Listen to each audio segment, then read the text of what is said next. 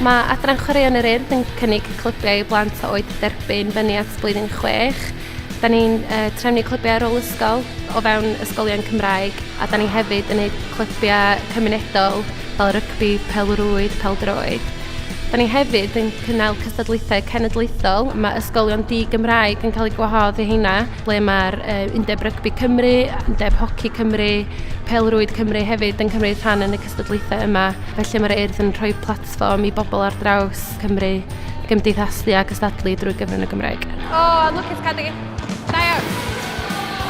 Mae lot o plant yn dod yn clybau, nid yn nhw ddim yn dod o gartrefi Cymraeg, mae lot yn dod o gartrefi di-Gymraeg, a dwi'n meddwl bod yr rhieni'n gwerthfawrogi bod nhw'n cael cyfle i ddefnyddio'r Gymraeg, nid yn unig yn yr ysgol ond tu allan hefyd, a mae chwaraeon yn lle da iddyn nhw ddatblygu sgiliau cymdeithasu nhw.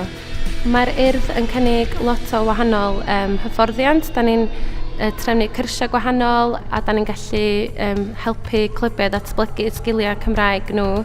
Mae gennym ni glwb pêl-droed yn Nghaerdydd, ble mae'r rhieni di-Gymraeg yn helpu allan a da ni yn trio pwysleisio defnydd o Gymraeg yn yr hyfforddiant.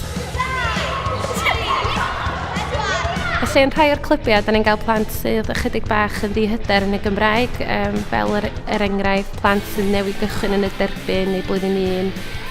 Felly'n hip hi efo'r plant yna ydy symleiddio'r sesiwn i wneud o'n hwyl, ddim rhy gormod o bwyslais ar ddefnyddio Cymraeg perffaith, ar ddefnyddio Cymraeg sy'n siwtio nhw, defnyddio lot o ddwylo a symudiadau a synnau gwahanol.